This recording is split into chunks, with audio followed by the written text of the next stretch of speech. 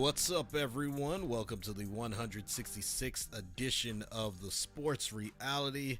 My name is Jeremy John, aka the fourth greatest Grenadian of all time, aka the Lil Wayne of podcasts. We'll go on any podcast and hit it with the J Train. Let's welcome my co-host, Cousin BigThad. BigThad, what's going on with you? I'm good, cuzzo. You know, same old. You know, another day in the life in the DMV. Yes. If those who are actually watching right now, if you hear a slight echo, it's because we actually have Instagram Live running at the same time. So for those who are on Instagram Live right now, tune in to YouTube, search for the Sports Reality Podcast, and also leave a review, like, subscribe, so you'll be up to date on all of our content. We are going to end the live stream the Instagram Live. We're going to be ending that now in about 5 seconds. So yeah, definitely tune in to YouTube, the Sports Reality Podcast. BigThad, man, how was the week? Good, brother. Good. Same old, you know what I'm saying? The week's been good. Work's been crazy. But it's been fun, man. It's been fun. New learning experience for myself. Hey. You know what I'm saying? So it's been good, man. It's been good. Perfect. How about you? Doing all right, man. Just had finals for the first session. Let's go. I think everything went well, so that's always good. Yes, sir. Good news with that is now I have a little more time to work on my golf. And went to the range today. Definitely did a lot better than I did last time. Perfect. So now I will, now that I have a little more free time, I will definitely be going probably twice a week instead of once a week. Okay. You know, especially, and the funny thing is that because I'm getting used to it, I'm spending less time there. First time I went there, I was there for like 2 hours. Because it took me 2 hours to go through the bucket of golf balls.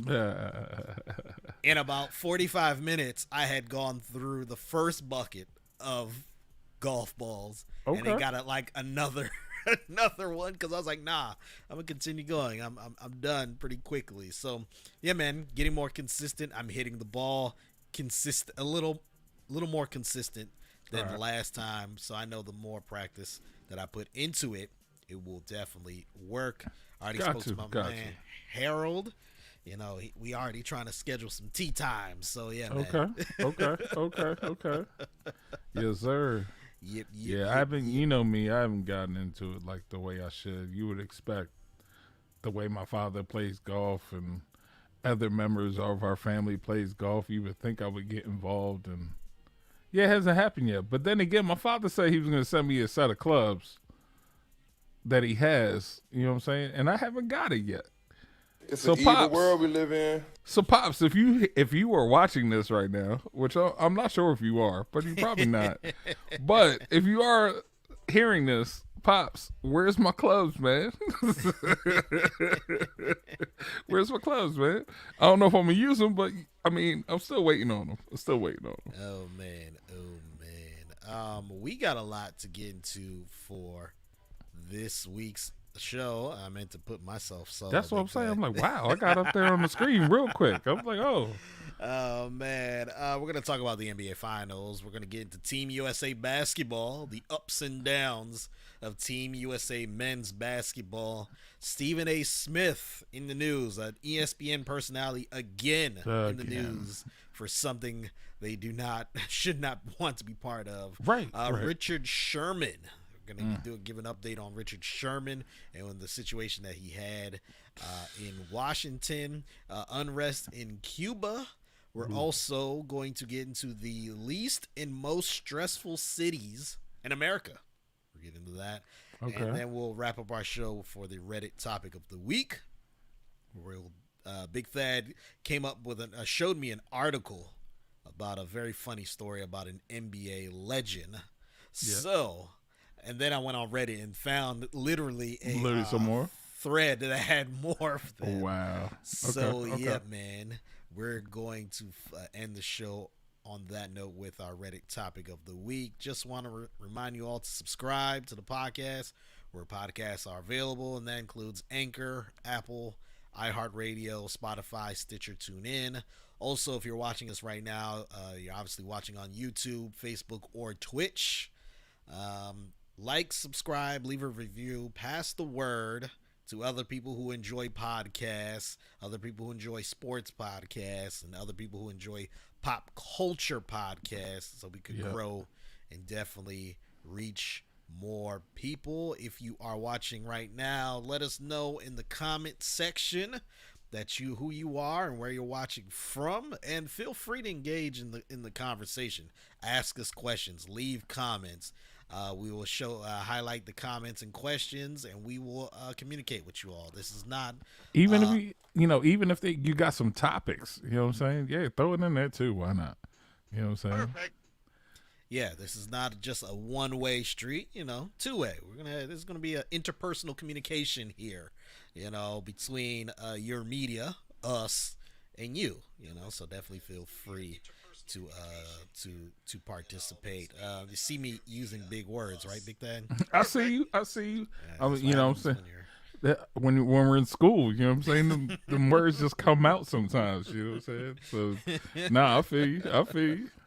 Oh man, like Eddie Griffin said, the mind is a terrible thing, and his co-host, one of the other actors was like, to waste. He's like, nah, it's just a terrible thing, because you learn a little bit and then you just it gets to your head. Perfect. Oh, no doubt. Let's now get into the NBA. Talk about the NBA Finals. BigThad, have you been watching the NBA Finals? Yeah. I've been checking them out. You know what I'm saying? It's been surprising. Like, a lot of things is happening that we expected to happen before. You know what I'm saying? But in like previous playoffs. But it's looking like it's gonna be a great finals. You know what I'm saying? The way it's going right now, I think it still is for the Suns to lose, though. You know what I'm saying? I still think they control everything. They really control how the series is going to go. So we're 4 games in, and I got to ask this question. Do you feel that you are missing out on some of the other big name players? Like, for example, LeBron has been out of the playoffs for like over a month now. You have Kevin Durant, James Harden, and Kyrie, who've been out for a while. The Nuggets with Joker. Excuse me. Look. You can stop there. The fact that LeBron has been out of the playoffs for over a month right now is the weirdest thing ever. You know what I'm saying? It's so weird that he's not in the playoffs right now. I mean, granted, I think it's not as weird as the year when he got injured during the season and they just had no chance of making the playoffs. I think it's more the fact that was in the playoffs and he's not there anymore. You know what I'm saying? So it is kind of weird not seeing them, especially all the storylines where it was like, oh, it's Lakers, Nets. Like, nobody was thinking of any other teams. It was Lakers, Nets, man. And Lakers lose first round. Nets lose what? The next round, the second round. The semifinals? Is that semifinals? Eastern Conference semis, yes. And Eastern Conference semis, yeah. So, I mean, them two, boom, gone. All right? So then you think of, for some reason, the next storyline is the Clippers. You know what I'm saying? For some reason. Like, it would have been, okay, what's going to happen with the Suns? What's going to happen with Utah? What's going to happen with Denver? I would not even think of the Clippers at any point. But for some reason, that storyline is still there with them. Granted, they went to where they went, but like, as soon as the Lakers are out, everybody was talking about Clippers. I'm like, why? You know what I'm saying? And then you got Philly. It's like, is this the year? Is Philly going to do it? At least on the Eastern side. And, yeah, that didn't work out too well. So yeah, man, it's been crazy. Just the fact that LeBron's not in the playoffs again is weird. It's just weird to me. I don't really care about KD not being in the playoffs anymore, and you kind of know why. Why, BigThad? Fill in blank. Because the Olympic team's gonna be trash, bruh. Trash. That's why. And we're gonna talk about them. We really gonna talk about them because we kind of called this. We kind of called this when they started trying to figure out who might play. Mm-hmm. You know what I'm saying? We kind of called this, and we were just like, yeah, if Tatum's like the best player on the team, oh, they're definitely gonna lose, like for sure. Yep. Well, but yeah, since the last time we had our live stream, since the last time we recorded, it's been 2 games in the NBA Finals. Both of those games were won by the Milwaukee Bucks. Game 3, the Bucks won 120-100 behind Giannis Antetokounmpo's 41 points, 13 rebounds, 6 assists. Drew Holiday added in 21. Chris Middleton added 18. And those guys, just using rough math here, they combined for nearly 50% from the floor. And then when I mean those guys, Chris Middleton and Drew Holiday, to go along with Giannis Antetokounmpo's 41. Yeah. And PJ Tucker added 7 and Lopez 11. Off the bench, though, Bobby Portis dropped in 11 and 8 in less than 19 minutes. When you go to the Phoenix Suns side, this is the game that the stars on that team struggled. Devin Booker had 10 points. Chris Paul had 19 points, but he did have 4 turnovers and had a minus 13 when it came to the plus minus. Also, one of the big differences in this game, Mikal Bridges only gave you 4 points in this game. Yeah. How many points did he have in game 3, BigThad? I can't remember. It's like 27. See? Yeah, you can't do that. But see, we kind of talked about this, though, because it was like we said you have your 3, but then you have to have another player or 2, you know what I'm saying, be productive. I think for Milwaukee, we knew about Middleton and Giannis. We saw what Drew could do with Giannis gone. But we said with Giannis being back, Drew still got to put at least 20. You know what I'm saying? At least 20. And he seems to be doing it right now. Game 1 and 2, he didn't really do what we thought he should do. You know what I'm saying? And they were losses. So that's especially with that team, is definitely, we're not going to get the 30-point game from Lopez again. You know what I'm saying? We're not going to get that. Drew, he's going to have to put up at least 20. Middleton, 20. And then Giannis doing what he does. But he's been pretty efficient, though. Even in those high scoring. He's been really efficient right there. Giannis has been playing pretty well. So, and we did call at least one, that they would get at least 1 out of the 2 in Milwaukee. So they came up with the 2. So here we go. Got serious, man. And before we move on to what we think is going to happen the rest of the way, Game 4 was last night. Bucks won 109-103 behind Chris Middleton's 40 points. Now, he got 40 points on 15 for 33 from the field, which is 45%. Okay. I'm going to ask you this question before I tell you what I heard. Okay. Do you think that is a good night? A basketball player scoring 40 points on 45% from the field? Yes.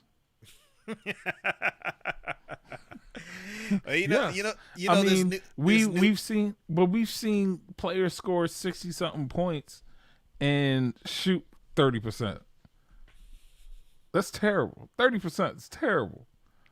But I mean, yeah, if you're just under 50%, like, that's not terrible by any means. That's still actually a very good night for an NBA player. because there's a lot of NBA players that don't even score, have a efficiency of 40%. It's like some of them. It's hard for some of them to make that much. You know what I'm saying? So yeah.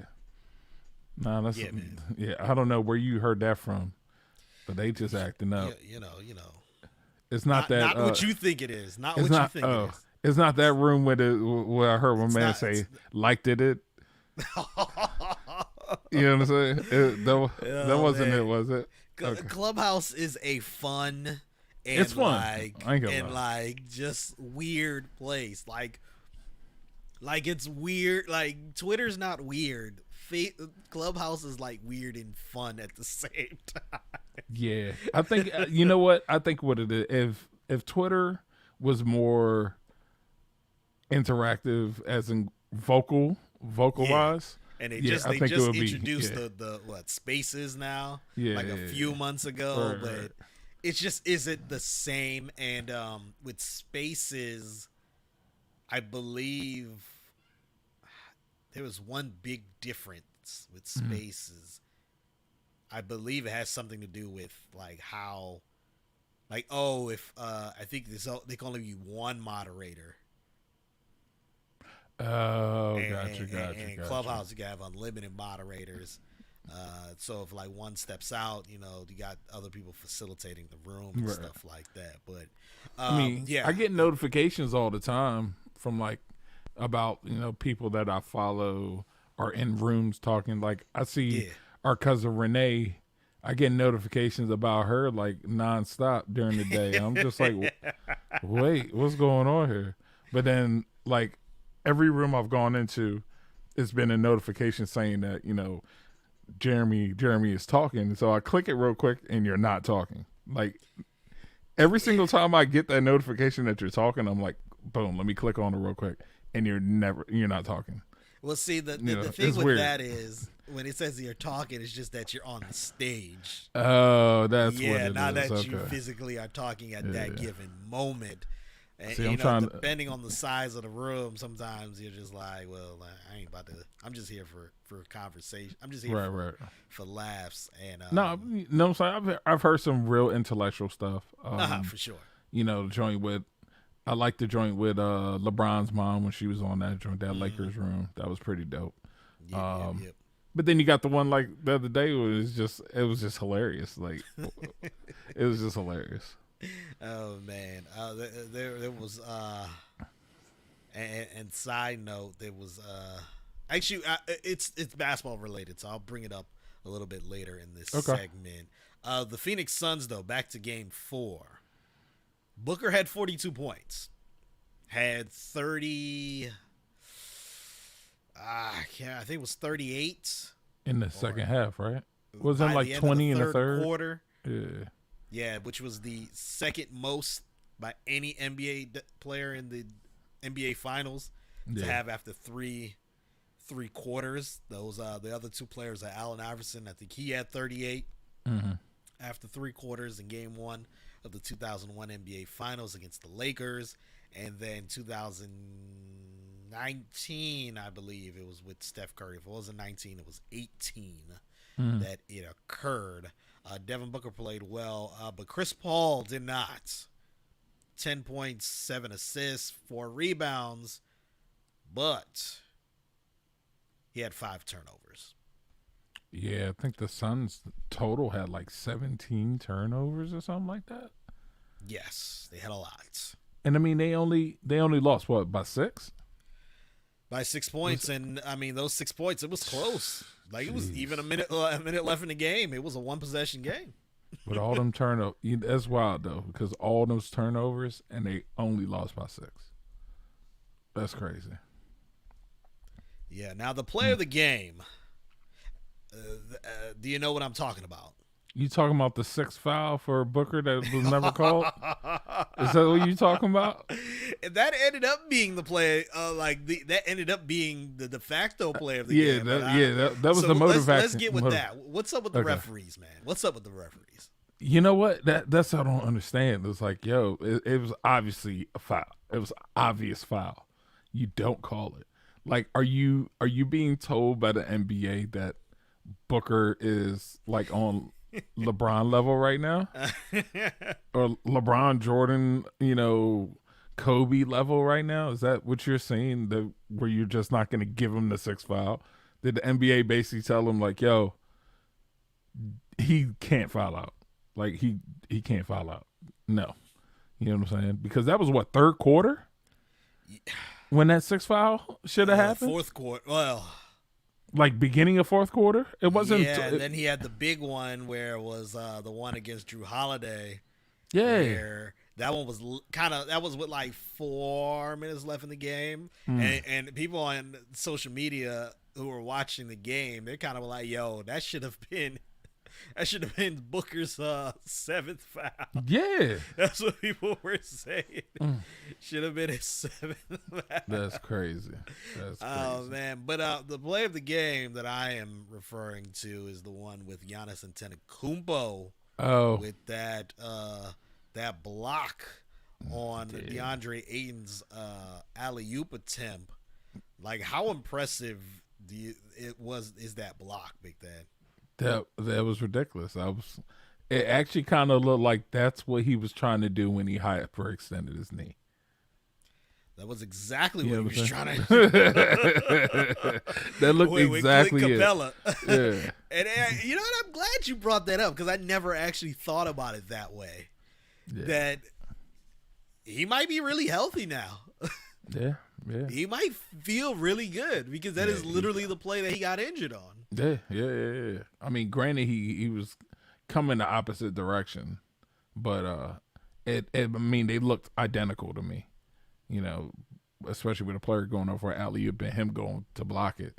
You know what I'm saying? So, yeah. As soon as I saw that block, I was like, yo, that looks exactly like the play he hyperextended the knee on. You know what I'm saying? So, yeah, that was a dope play. I ain't gonna lie. That's almost as dope as the LeBron coming the LeBron chase down from the other side of the court from where the layup was happening. So remember during game 1 when Giannis had that block. And then after the commercial break, the ESPN comes back and is like, which one is better? Is it Giannis's block or LeBron's chase down? I'm like, yo, this is game 1 of the NBA Finals.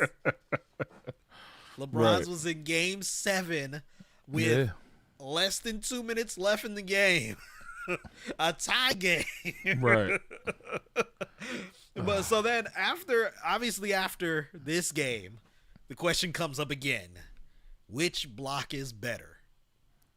Giannis Antetokounmpo's against DeAndre Ayton in a pivotal game 4 with a close margin, or LeBron's game 7 block? BigThad, which one's better? Come on, you gotta go game 7. Of course. Just because. I gotta ask the question. You know what? That's like the joint when you were like, what was the one we had when I was driving up to the job? When you were about the 6 rings or or to come back from 3-1? From 3-1 down? Or just simply a comeback against the Warriors. Like what? What? That's the same question right there. What? Come on, folks. That's crazy. I have another basketball related topic that was actually discussed on Clubhouse by one individual. I'm not going to even say that was the room. That was not the room. One individual said if he had to choose between the two, he would choose a prime Boogie Cousins over Giannis Antetokounmpo. A prime Boogie. Halfway. Take a few. Yes. A prime Boogie over Giannis. And not prime, what could have been. Prime where he was at his prime. Right. Asked what was his prime. He said the 1 year in New Orleans. Said the 1 year? Yeah, because he was like, that was his prime. Wow. So this is before the Boogie Cousins shooting threes Boogie. I mean, he always was shooting threes. Was he really shooting threes? Yeah, man. Even in Sacramento, he was shooting threes. What? No, yeah. I mean, Sacramento, he was. Yeah, Sacramento, he was definitely. Achilles. Oh yeah. Remember, it was the Pelicans. Remember, they were really good. Yeah. I mean, they were decent. I'm gonna say they were really good. When has New Orleans ever been really good? That year. Oh man. So yeah. No, so, I would still take Giannis. I think I would still take Giannis. no brainer. For me. Like Boogie. Yeah. He ain't done nothing in the playoffs. Nah. Boogie's never been the best center in the league. Yeah, true.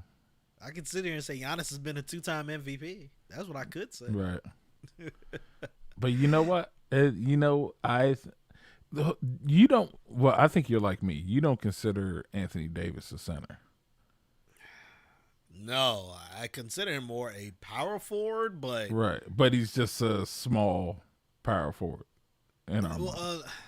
Just size wise, like without the height, just build and everything. He's just a small power forward. I think he should play more center, and I think that's been the big issue with the Lakers. He don't want to play center. Right. So then he wants to play the 4. So then they have to find a center. Yeah. I think their lineups would be better if he played center, and then you had LeBron James. And people are going to laugh at me when I say this. Uh-oh. Kyle Kuzma in the starting lineup. And then have your backcourt however you wanted it. Kyle Kuzma coming off the bench and not knowing what his roles are going to be is part of the reason why he's struggling. We actually discussed this 2 nights ago in a room in Clubhouse. And it was just like, yo, every night his role is something different. Right. I think that's definitely a problem. Consistency. I think that's definitely a problem with the Lakers. Granted, they won their championship or whatnot, but I think there's not our typical role players. You know what I'm saying? Like, you really don't have the typical makeup of a team where you know who your role players are. Mm-hmm. Like, those role players know their job or what they're supposed to do. You know what I'm saying? So it's been kind of weird. Like, not compared to like the Cleveland teams LeBron has had or the Miami teams where everybody knew who the role players are. Those role players knew their job of what they were coming into the game to do, stuff like that. These Lakers teams is like, it's weird. I don't know if it's because it's these younger players playing with them now. Mm-hmm. Like, they're trying to play with LeBron because LeBron is who he is, but not realizing that they have a role that they have to play. Or maybe it's the coaching. I don't know. Back to the NBA Finals, though. Game 5 is Saturday. Okay. Game 6 is Tuesday. Okay. And if necessary, Game 7 will be next Thursday. What do you think is going to happen the rest of the way in the NBA Finals? Man, it's going to be tough. I'm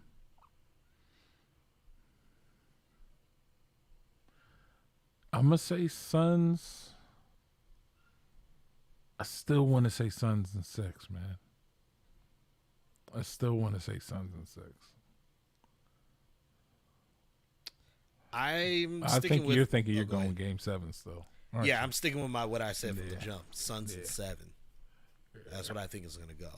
It's going to go Suns in 7. And I hope it does, because that means we get, a little more basketball. A little more basketball. Because we don't want the other option. We don't want the other option right now. Because the other option is not looking good. Other news in the NBA: Kawhi Leonard had surgery. yeah, on his knee. ACL, wasn't it? It's been revealed he had a partial ACL tear, which is something we kind of said that, didn't we?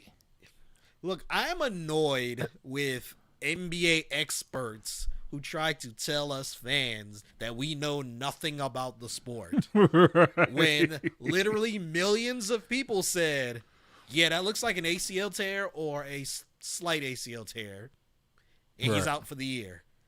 And then the experts and the Clippers come out and say, oh, he's day-to-day. How are you day-to-day with a torn ACL or partially torn ACL. Right. And day to day when he's up in the skybox, like what? Day to day, it'd be more like if he was still on the bench, like just sitting there in street clothes. My man was up in the skybox with a hoodie on, and they were like, "Yeah, he looks like he's having a great game." Yeah. What is that? Someone's phone is in here. Jeez. let me get this out. Yo, turn it off, yo. That's hilarious. That just randomly came on. Whose phone is that? Because we need to talk about that ringtone. Yeah. Give me a second. Let me drop this out. It's not grandma's, is it? It is. Oh, see, there you go. Never mind.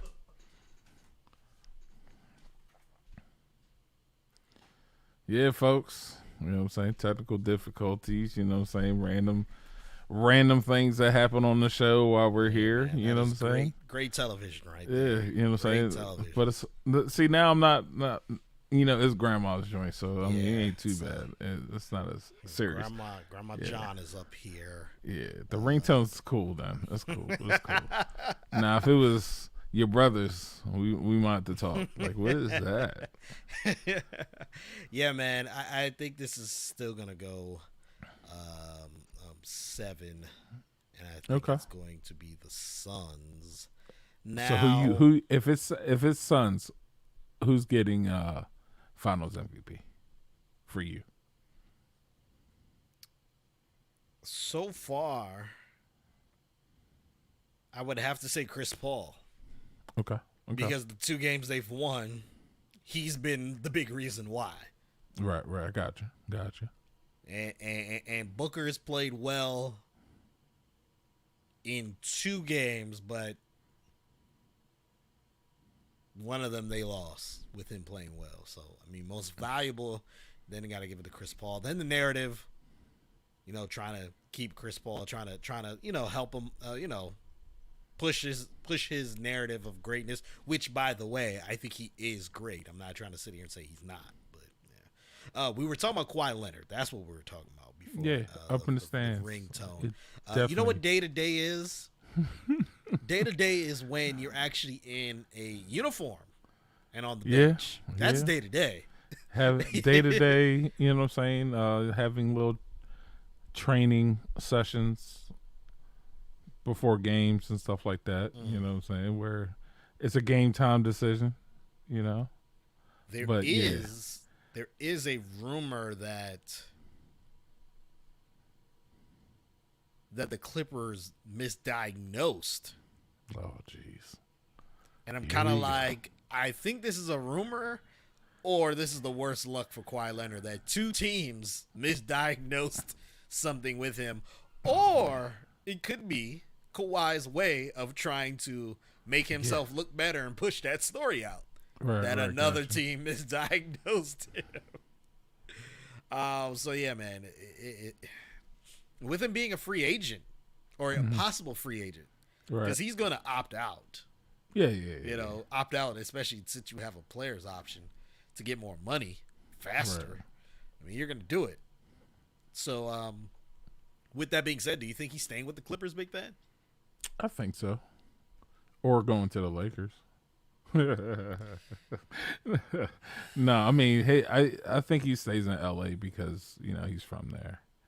I think that's the one reason why he even went to the Clippers in the first place. Besides the other supposed stuff that happened that caused him not to go to the Lakers. But yeah, I think he'll stay. I think he'll ultimately stay, but he's definitely opting out for sure. Oh yeah, by far. Just to get that money. bag. Yeah, oh no doubt. Other news in the NBA: Team USA basketball had their first exhibition game on Saturday against Nigeria. They were 28.5-point favorites, and they lost that game. Yep. Nigeria had 23 pointers in that game. Scored 60 points from 3. The FIBA game is totally different. Totally different. Totally different. Like, you could see them guys trying to force NBA fouls, and it wasn't happening, bro. Like that, you could tell the difference. You could really tell the difference between the previous Olympic teams and now. Like these cats, they'll get manhandled the way they play if they try to play NBA play. That's why, like, you still had guys like Melo, you know what I'm saying, that were still on the team. Like those guys, they've been in it, so they know how this goes. You know what I'm saying? That's stuff that they even grew up being that physical, how that game is. That's why he excelled so much in the Olympics. Same thing with Charles Barkley. Yep. You know what I'm saying? That's why players like them just excelled, because they wanted that play. They used to play like that. You know what I'm saying? But these guys, they've never played in a physical game. These kids, nah. They never played a physical basketball game. Except maybe, I guess, at the park or something like that. But, like, professional physical game, nah, they ain't never played that. Even college wasn't like that for them. Then they followed it up with a loss against Australia. Yep. Patty Mills went off. Yeah, you can't sleep on Australia. Joe Ingles. Yes. So we knew they were gonna be, one of the better teams, and they lost again to them. They lost to them. Mm-hmm. They did follow it up the next night with a victory over Argentina, and I feel like that loss against Australia was like really the wake up call. Like, Nah.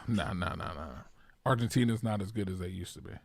They're not by any means. No, but they're not as good as they used to be. I don't think so. But the fact that they beat them by more than 20.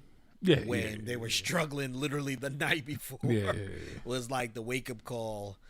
They do play, I believe, Australia again on Saturday. Which doesn't look like it might. It looks like it might not happen. Yes, and that might not happen due to one of the players, Bradley Beal, in COVID protocol. Yeah. Now, what has anything broke? I know I saw today that that USA Basketball is looking at options to basically replace Bradley Beal. So that doesn't sound good for Beal. Sounds like he may have COVID, but has anything broke within the last like 4 to 5 hours that I might not? Well, so far, what has happened even before Bradley Beal, I think it was 2 or 3 players on the select team went to protocol. Now Beal protocol. They said earlier. Jeremy Grant, DeMatha grad, good math guy. A DeMatha grad I could definitely get behind. You know what I'm saying? Like, perfect. Looks like he might be going to protocol, possibly because of Bill. And then I heard something last thing before we got on the show. I seen someone talking about Grant. It said Grant and Kevin Love. So I don't know, bruh. Like, I really don't know what's might not going be on. going. Yeah, they might be going to protocol, because I think even with protocol, I don't think there's enough time. Because when's the Olympics start? Well, the Olympics start, I believe, in 3 weeks or 2 weeks. I thought, but they were leaving. Aren't they leaving next week? Yes. Okay. So. Yeah, so I don't know, man. I don't know what's going on. But then, like, who's on this select team that we even know? The only person I know is Darius Garland, because I actually saw him play. Literally the first time I've ever seen him play basketball, like live. Wow. Didn't even know what the man looked like. Wow. I don't even know who else is on that select team. That's what I'm saying, bro. Like, I remember this when the select team was like Kyrie and them. You know what I'm saying? Like, you could literally field 2 Olympic teams. You know what I'm saying? And now we're like, who are these players that are? And I mean, the select team was there basically to make the national team that better. You know what I'm saying? Because you knew it was almost the same quality talent. You know what I'm saying? And you could push them. You know what I'm saying? Push them hard. But, like, bruh, like, who are these select team players? ESPN is saying that Bradley Beal is going to miss the Olympics. I feel bad for him. Jeez. Finally got your shot to be, one of the guys to get a gold medal, and here we are. You can't even participate. Other guys, your boy Draymond Green is on there. Zach LaVine, Damian Lillard, Kevin Love, Jason Tatum. Now, Chris Middleton, Drew Holiday, and Devin Booker committed to go. Right. And it looks like they're still going to be there. I'm trying to see who's on this select team. That's what I'm trying to see. Bro, we don't even have a center. That's my thing. I feel like, and I have the roster here, but that's my thing with Team USA. The FIBA the world plays basketball different. Yeah, we don't do small ball all the time. Like, you got to have a center out there at least. Got to. And I feel like the United States is committed to small ball, and they don't even have the good pieces to play. Like, at the end of the day, it's Draymond Green is your center. Like, and he's getting Kevin Durant. You know what I'm saying? And they will get manhandled by bigger players in Europe and the rest of the world for sure. So I have the roster for the select team. Sadiq Bey. He's from Largo? Did not know that. Is that the kid that went to plays for the Pistons? Nah, didn't he go to I don't think he played for Largo. I don't know where he went, but I know he's definitely from. Is that the one? Hold on, he went to Villanova. TA alum? Is that my TA alum? Probably not. I don't think anybody from TA could go. We had a Tacoma Academy pseudo alum because he didn't even graduate from there. Oh, see, there you go. Oh, come on, you talking alum and he didn't even go. Now I go on Wikipedia and they say he was born in. He was born in Charlotte, but. How do you not know this? He went to your high school, Dumatha, for his freshman year. That's why he transferred to Sidwell Friends. That's why he went to He went freshman year. That means he played on the freshman team. Disrespectful. I mean, I'm pretty sure he played on the freshman team. Real talk. He had to. He said that. Anyways, the rest of the roster: Miles Bridges, Anthony Edwards, Darius Garland, Tyrese Halliburton, Tyler Hero, John Jenkins, Keldon Johnson, Josh Magette, Dakota Mathias, Emmanuel Quickly, Nas Reed, Cameron Reynolds, Isaiah Stewart, Obi Toppin, PJ Washington, Patrick Williams. That's a select team. So I'm going to ask this question because I just don't know. Did Zion just choose not to go? Yeah, he chose not to go. Oh. Yeah. But I heard Ja Morant wanted to go and somehow is not even on the select team. Like, bro, it's like he probably, I don't know. Like, Ja Morant was like, yo, I'm trying to be on the Olympic team. And they were like, all right, we can't even get you on the select team. I mean, he might have turned them down, maybe. I don't know. Or they just, I don't know. I don't know how they select these players, yo. Because it really seemed like they were just waiting for players to say, hey, I want to play. Okay, I commit. And it literally seemed like every day it was like a player or two that said they're committing, and that ended up being the team. It's not like they even picked them. You know what I'm saying? And then once they got those 12, they were like, okay, we need some players to do the select team. And here we go. Mm-hmm. Hey, who wants? It's not even like, because being on a select team back in the day was an honor. You know what I'm saying? Like a real honor. Like, Chris Webber was on the select team. Uh-huh. You know what I'm saying? Like players like that. You know what I'm saying? At that time, and they were like, yo, like you were literally considered like the second best team in the world because you were on the select team. You know what I'm saying? And now you look at the select team like, who are these players, bro? Like, do they really play in the NBA? Because we really don't know who they are. You know what I'm saying? But I mean, granted, they made it to the NBA, so they got to be at least decent players. You know what I'm saying? So, I don't know, man. I think it's going to be real, real, real tough for these guys. Quickly before we get out of this segment, other news in the NBA. Willie Green, an assistant coach for the Phoenix Suns, looks like he's going to be the head coach for the New Orleans Pelicans. Okay. Also, Space Jam comes out tonight at midnight. Are you looking forward to Space Jam, BigThad? I seen the preview when I went to go see Black Widow. Mm-hmm. Yeah. I think it will be a decent movie, just as long as you don't go with the mindset of old Space Jam. Mm-hmm. You know what I'm saying? Yeah, you have the same little characters or whatnot, but the Toon Squad, but you can't go in there with the same mindset of Jordan Space Jam. You know what I'm saying? Yeah, you just can't. You just can't. Now, from the previews, I don't know where the other NBA players even come into play because you did not see them in the preview at all. Yeah, so, I didn't see any of them. I know they're the Monstars, but they didn't really show. Oh, so they're the Monstars. Yeah, just like the original. Oh, I could look. It's been so long since I've seen Space Jam. I forgot all about that. Okay, that makes more sense then. But so you're gonna just bypass the women's team? Say that again. The women's national team. What about them? Them Bama's lost too. But they lost to fellow NBA All-Stars. Yeah. Look, some of them, and it's some of them that should have been on the national team and didn't, and was killing them. You know what I'm saying? But it is what it is. Oh, and what's her name? What's her name? Who tried to play for Nigeria? I think it was. They said FIBA said nah.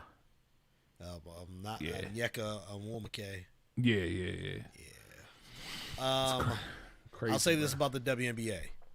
They did do something good by having the WNBA All-Star game before the NBA Finals. It would have been best, though, if the game was on ABC.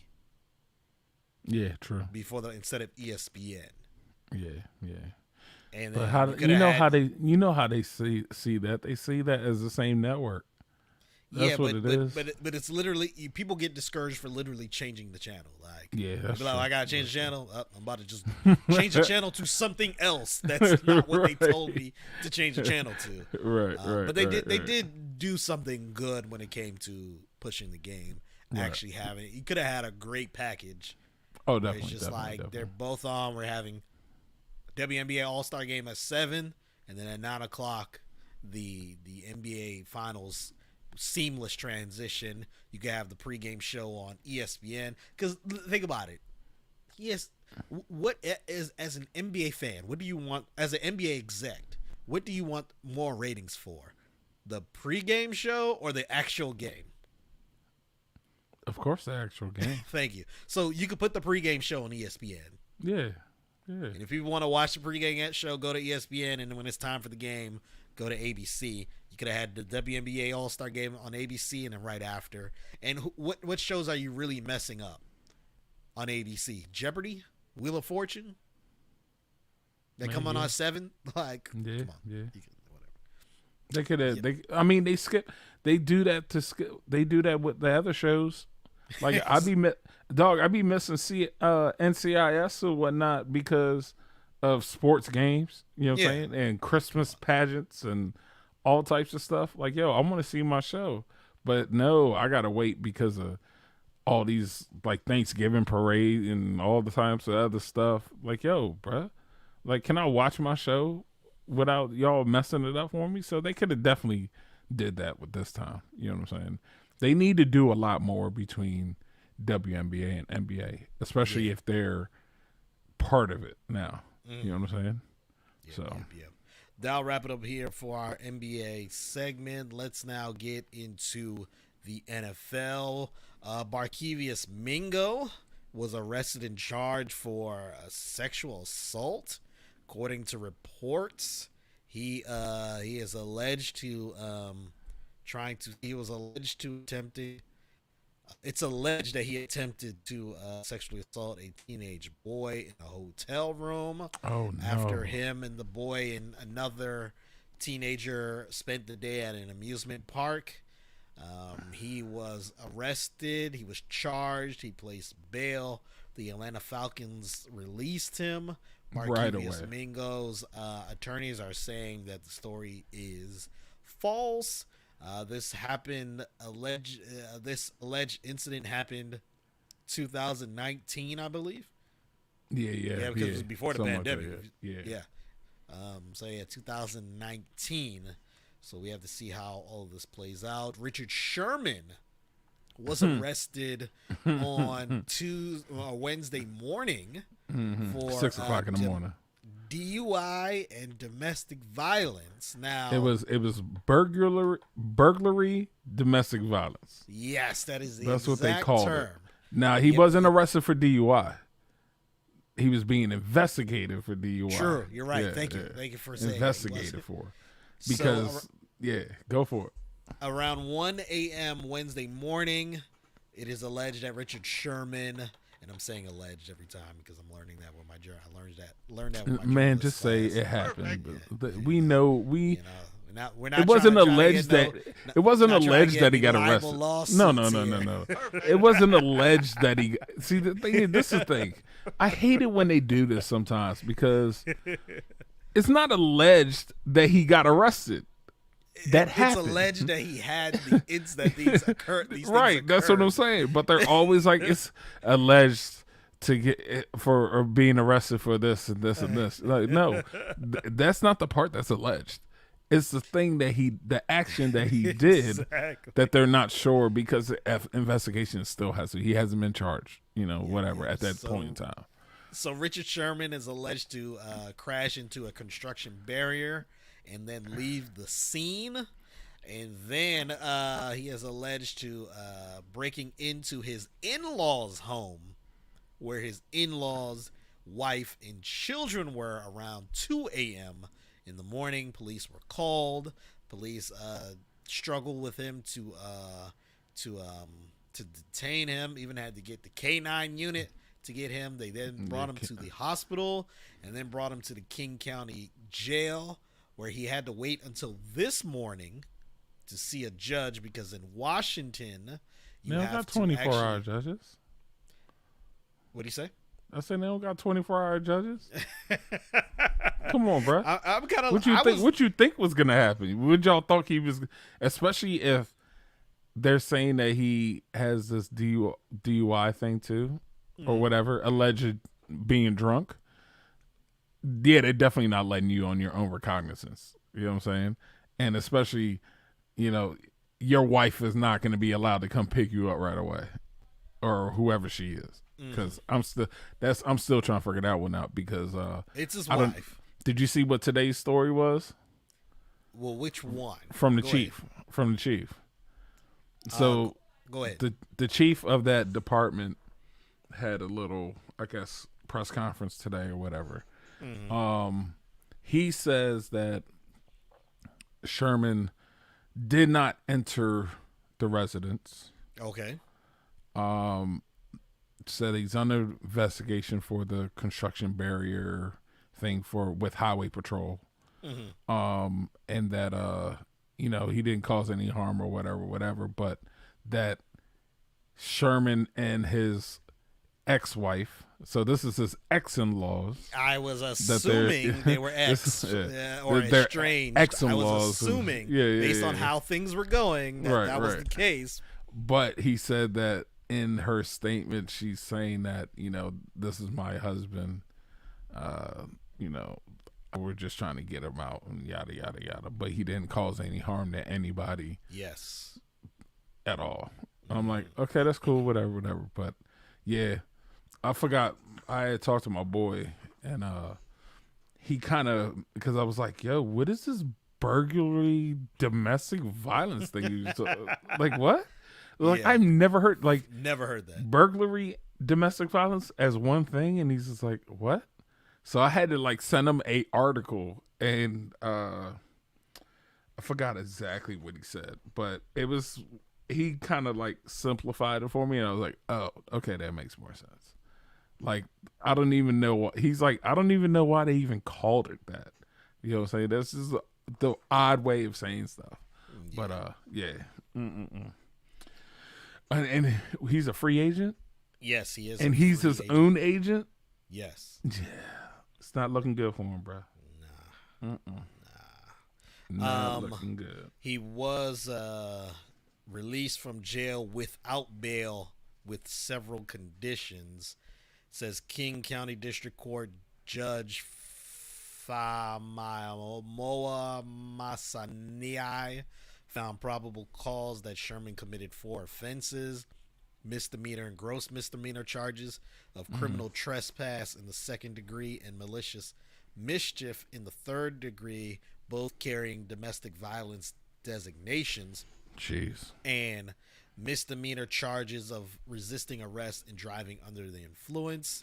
Prosecutors did not ask the judge for a finding on a felony residential burglary allegation for which he was initially booked for. So the charges are being reduced, or the proposed charges are being reduced. Right. They have not yet filed charges, but a charging decision is expected as soon as Friday, according to a spokesperson with the King County Prosecuting Office.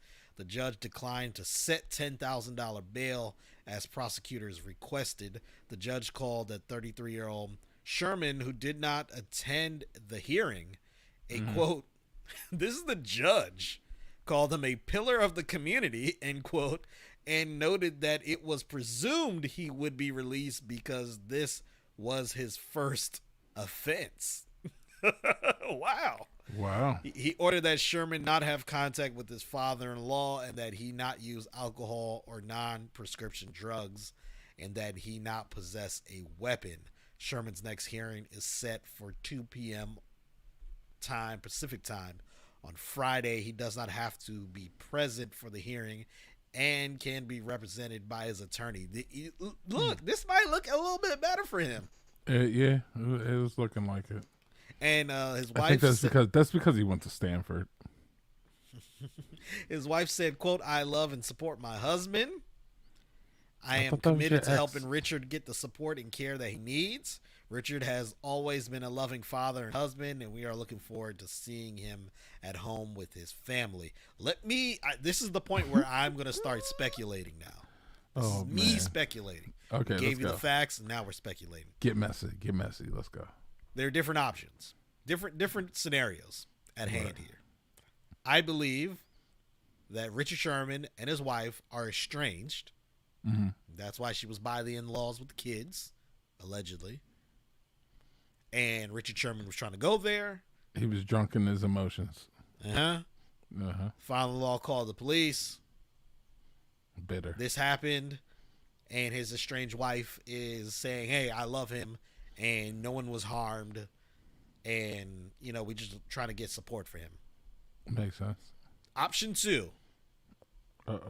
Scenario 2. I mean, he actually is an abuser, and she's trying to cover up for him now. I got you. And I literally studied this 2 weeks ago in my alcohol in U.S. class, in U.S. society. And that was one of the things about intimate partner violence and alcohol, and how even those who are abused still end up trying to defend the abuser. Yeah. So that's a possibility too. That's true. Scenario 3. The father-in-law is just a hater and just was like, "I'm calling the police." and all of this happened. And yes, Sherman is drunk. Yes, I'm not negating any of that, but this happened. But based on what this judge is saying, it's looking a little bit better for him. I'll say this: he's not going to be totally banned from the NFL. He's going to miss some games this year for sure when he gets signed, or he might not be signed until like week 8, like Antonio Brown. Week 9, it'll be like, "Oh yeah, that was pretty much your suspension, and now teams can, pick you up if they want to." News coming from your Washington football team. What happened now? There is, according to new data, an new unofficial sack leader, and that person is Dexter Manley. ProFootballReference.com went back and they found says new data introduced by ProFootballReference.com that brings in sack totals prior to the 82 season when the NFL started recording the stat could change all of that and put Manly back ahead. So basically, people from Pro Football Reference went back and looked at old clips. It was like, well, yeah, that was a sack and it wasn't counted. That was a sack. It wasn't counted. And it was a tweet from Pro Football Reference's Twitter page. Said, thanks to decades of research by John Turney and Nick Webster, we have updated our site to add sack data all the way back to 1960, 20 years before it became an officially recorded statistic. Oh, wow. Mm-hmm. And there was actually they had a screenshot with the tweet.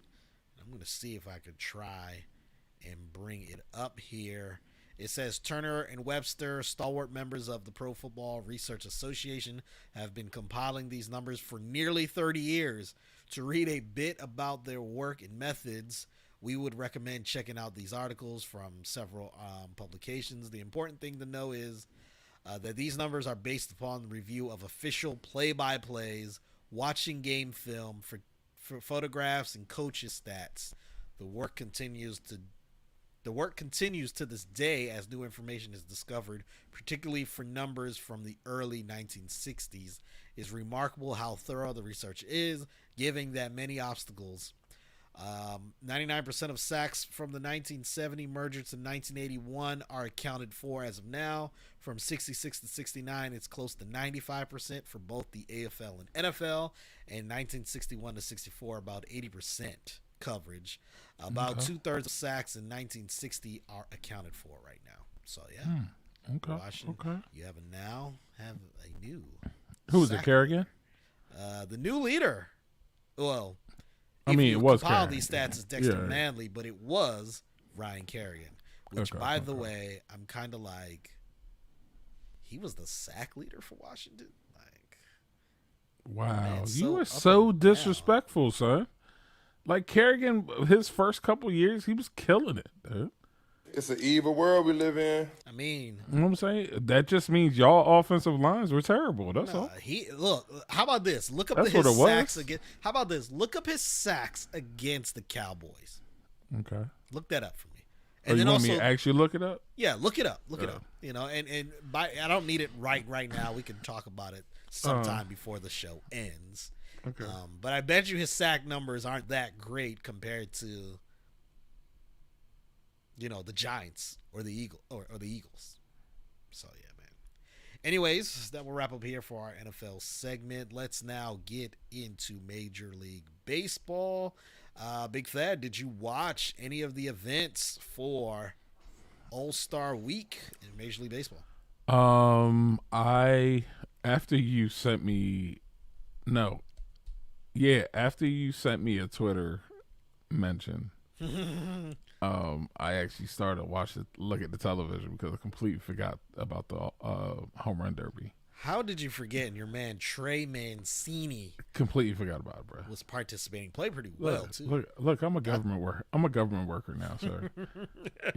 Sometimes the days run together, so you kind of like forget what's going on in the world outside of the hours of 6 a.m. and 5 p.m. You know what I'm saying? So you kind of, and then you got this stuff going on, and you just completely forget about it. But I did catch a little bit of it. And it was a wild scene. I saw Ohtani hit a couple. Crushed them. You know what I'm saying? I mean, it wasn't Colorado, so everybody kills the ball there. Yeah. But he just kills it even further. So, but yeah, man, it was cool seeing those that I did. Shout out to Mancini. Juan Soto for the Nationals did well also. Jeez. He actually beat Ohtani in the first round. Went to triple overtime. Went to overtime, double overtime. Right. In their round. That was really fun. But Pete Alonso is the champion, back-to-back champion. Back-to-back, yeah. He's going to try and go again next season to be the first to get 3 consecutive years as the Home Run Derby champion. Then the American League won again in the All-Star game. Vladimir Guerrero Jr. is the MVP of that game. Didn't he hit a home run? Hit a home run. Like first inning? Not the first inning. I believe it was the third or fourth, but it definitely hit a home run. Somebody hit a home run in the first inning, and it was like 2-0 AL. And I was like, you sure? Because I thought both Scherzer and Ohtani had scoreless innings. It might have been second or third, whatever. Well, somebody hit a home run, and it was 2-0. Yeah, that was Guerrero. That was Guerrero. Okay, okay. Yep. Also, okay.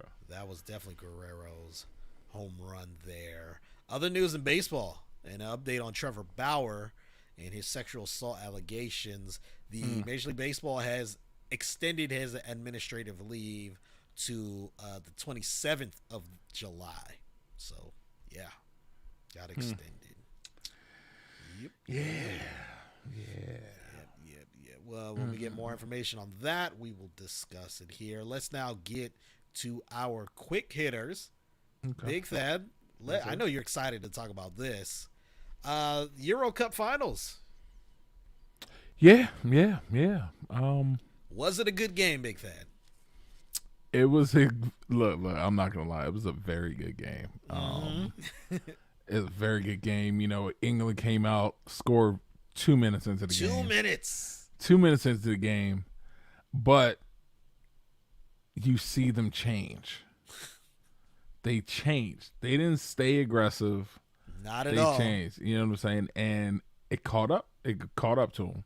You know, Italy came back. Scored in the second half. It was just. Don't get me. And England's goalie was killing it all game. You know what I'm saying? And then it was just one bad bounce, man, and Italy's in there. And next thing you know, here we go. And extra minutes is over, and both teams had chances to win, man. Both teams had chances to win. And then penalty happened. And I'm sitting there and I'm like, England got this. You know what I'm saying? I said it, bruh. I was like, there's no way. And I'm saying, like, mind you, I'm at work. And I was watching the TV and I'm just like, yo, nah, England got this. England got this. You know what I'm saying? And then, man, then the black dudes come up. Mind you, I'm sitting there and I'm like, it's Ratchford. It's an evil world we live in. I was like, no, is Ratchford? Oh, yeah, Ratchford got this for sure. Next, you know, Ratchford misses. Great save, mind you. Yeah. Great save. When Rashford went to kick, I said he's going to miss it. My dad was like, how do you know that? I said, he don't look too confident walking up there. Missed it. And now, mind you, Ratchford makes that. England's ahead. Yes. There would have I been think ahead. actually would have been ahead two. Yeah, they would have been ahead two. Missed one earlier. Yeah. So England would have been ahead two.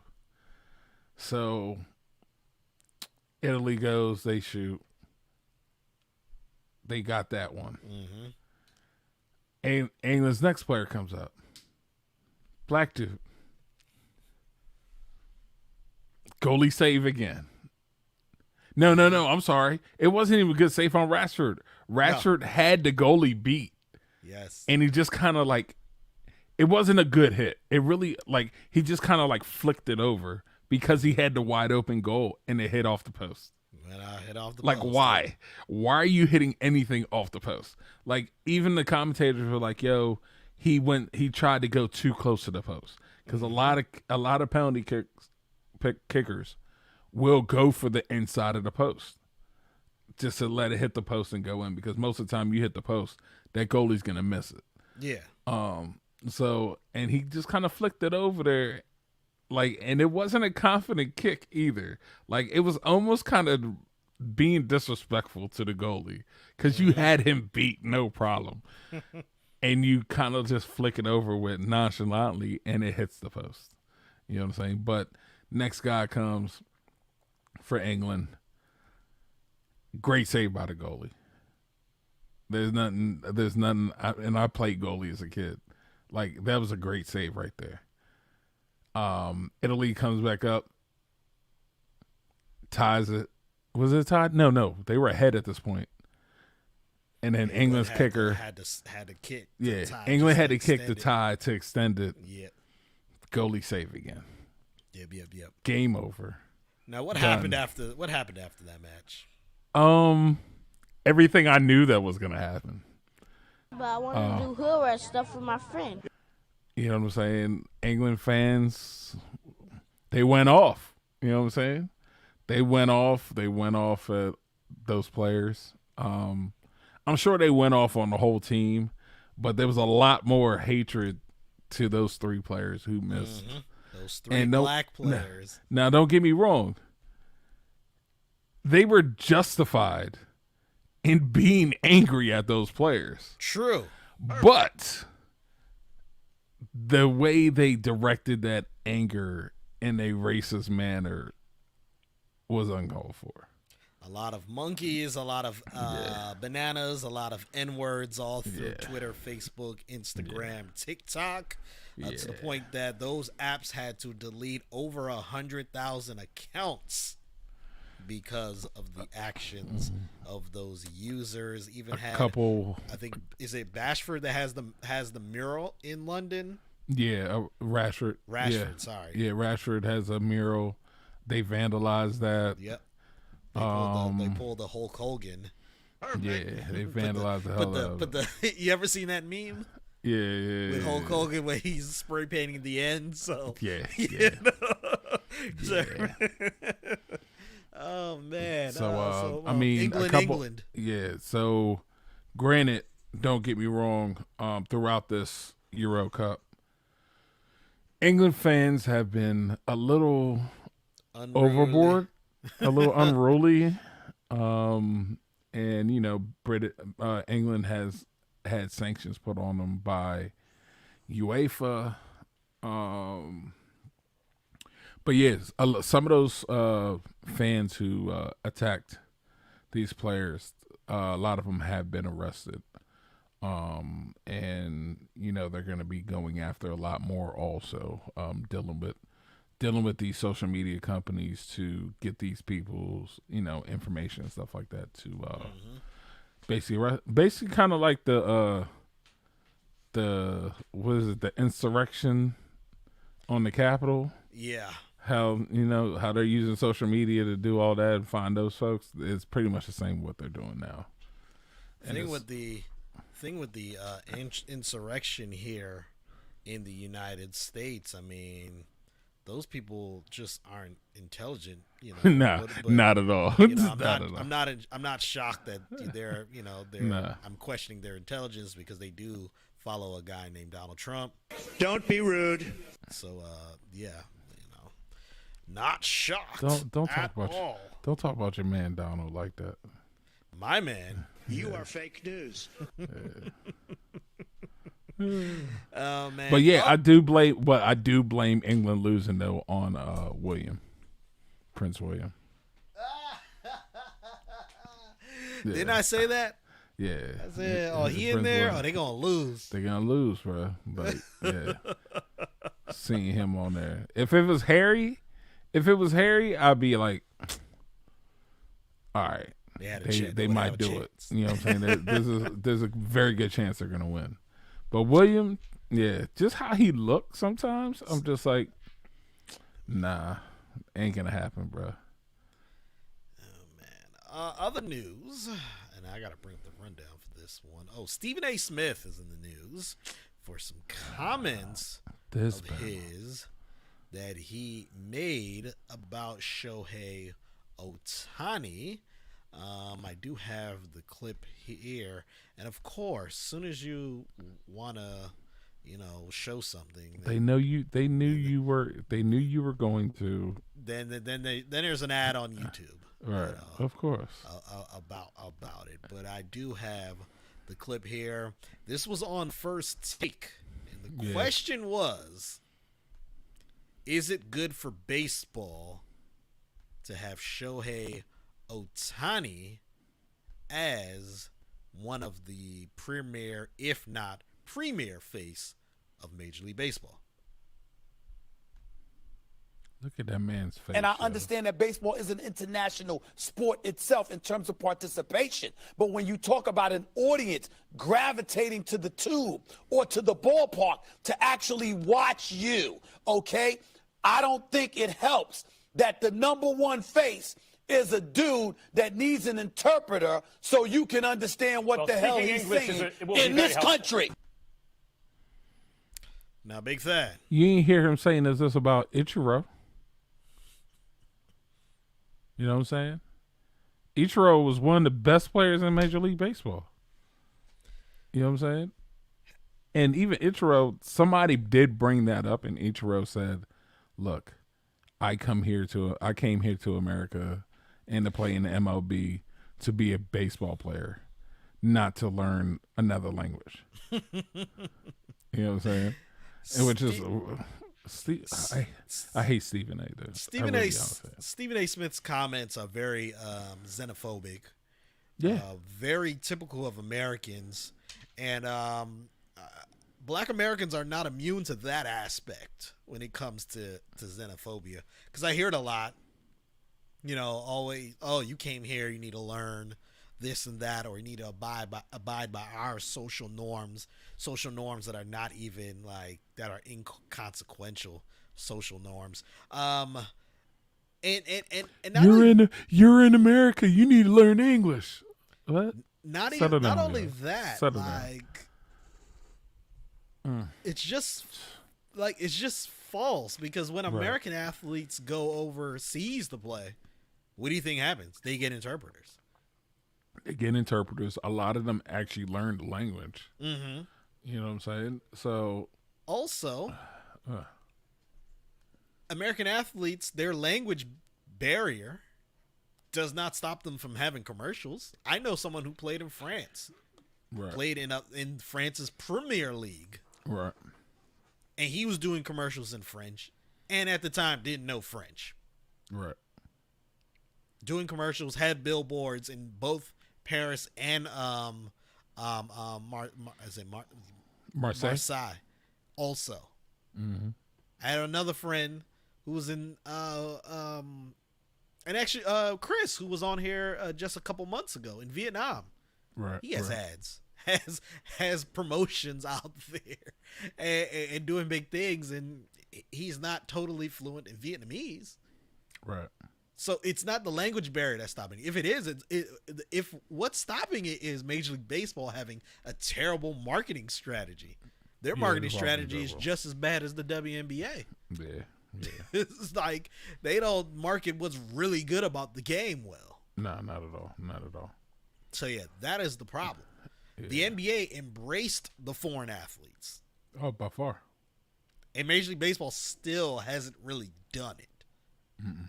They really haven't. Even though there's so many foreign players in that, but you know, it is what it is. But did you see what I told you about him? What he said about the Nigerian athlete? And yes, let's thank you for reminding me. He also, during that same episode on First Take, was talking about Team USA's loss to Nigeria the loss on Saturday, and then he was speaking it on First Take on Monday. And said, you know, how did they lose to this team that doesn't even have basic players? I can't pronounce their name. You know, he said Gabe Namdi, who goes by Gabe Vincent. Like, who is this guy? And other. He started naming other players, and then even said, I can't even pronounce this guy's name. Yeah. Mind you, Nigeria had 6 NBA players. Right. One of them, Jaleel Okafor, didn't even play in that game. Right. And they still beat Team USA. Wild. I was in the just like Rachel Nichols. I was like, if ESPN suspended him, I would have no problem. No problem at all. With cool. That, especially what he said about both Shohei Ohtani and the Nigerian basketball team. He has not been suspended. Kind of shows how important he is with this to ESPN. But yeah, man, it is what it is. Let's now get into our Champ and Chump of the week. We celebrate those who do well. Wow, winning. And criticize those who don't. Loser! You're a loser! Are you feeling sorry for yourself? Well, you should be, because you are dirt! It's our champ. Let's go, champ! And chump. Now this guy's a chump. Of the week. Yo, that gets me every time. Let's go, champ! It's our champ and chump of the week, where we celebrate those who do well and we criticize those who do not. Starting BigThad, who is your champ of the week? My champ of the week is Yusuf Nurkic. That's your champ of the week? Yeah. Okay. Baby, wanna champ. I couldn't remember. No, I changed it. I originally had the Italy national team. Oh, okay. As a champ, but I changed it because I found out that Yusuf has been trying to buy the unused vaccines here in the U.S. for his country of Bosnia, and I wanted to get this right, but Herzegovina. Yes. So since they don't have any vaccines, and folks here in the U.S. just don't want to get the vaccine, so he tried to purchase vaccines here in the U.S. to supply to his country as a whole, not like a couple people in the country, the whole country. So that's why he's my champ of the week, man. Yep. My champ of the week goes to Zelia Avant-Garde. Baby, wanna champ. She became the first black contestant to win the Scripps Spelling Bee Championship. I thought say that again. I thought there was like two others. Yep, but they weren't here. They weren't here, U.S. They were from, I think one was like South Africa and somewhere else. Mm-hmm. Not only that, she is a. I thought I might basketball. Be wrong, yeah, she could ball, son. Yeah. Yeah. Kind of phenom. Yeah. Like they showed like some video of her, juggling balls and stuff like that. But I'm like, why do y'all show that? You know what I'm saying? Like, why?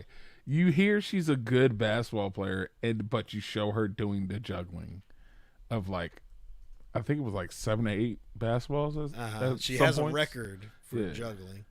Yeah, but shout out to her, yo. That was pretty dope though. BigThad, and you know what? I realized I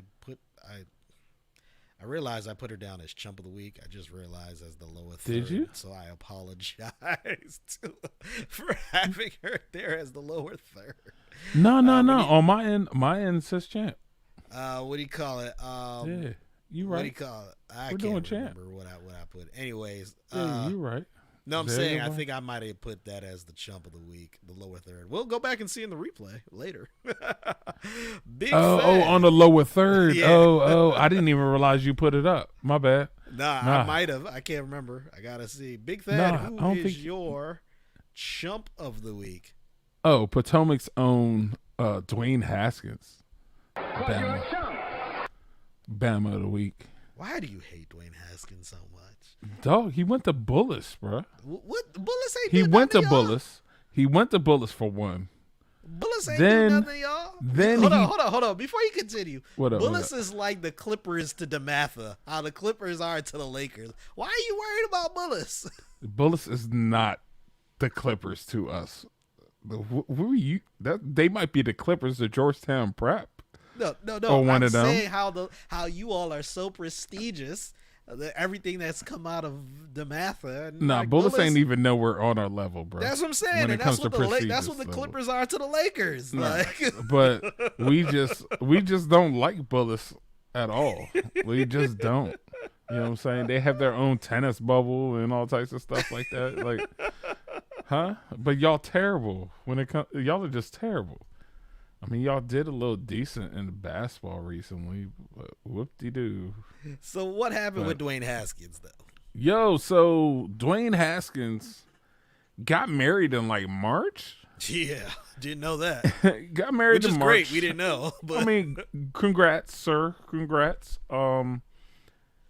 But he went to Vegas with his wife to renew their vows from March. We're in July, they folks. going through some toxic stuff. Right. We're in July, folks. We're in July. Yes, that March, like this previous March, 2021. So they go to Vegas to renew their vows, and somewhere along this stuff, they get into an argument, and that's it. Like he knows nothing. Well, what he didn't know was while that argument was going on, his wife proceeded to beat him down. Like, I think he ended up with like damage to his teeth. It's an evil world we live in. Yeah. So they asked him whatnot. He's like, yeah, I don't remember anything besides the argument. I need to go on Twitter. Because I'm sure. I'm going to go on Twitter. I need to find the most misogynist tweeters. Because you know what they're saying right now. If it was the other way around, it would be the biggest news story out here because it happened to a man. Nah, nah, nah, nah. Yeah. Like, it's been on Twitter. He was trending, but it ain't like a big, like, it ain't a big story. Like she knocked his ass out. Yo, the first tweet, oh my goodness, listen to this. Literally, the first tweet after just saw why Dwayne Haskins is trending. Y'all peep how it's all jokes and the energy totally opposite when the man is the victim of domestic violence. Wow. Wow. Oh man, over 1,000 retweets. Oh my goodness. Nah, see, Dwayne Haskins forgot he grew up in Potomac. You know what I'm saying? That's what happened. He probably got a girl from Atlanta or whatever. And somebody said, listen to this. Some replies to the tweet, but who's making the jokes? Someone else then replied and said, me. He tried to throw a lamp at her, but it got intercepted.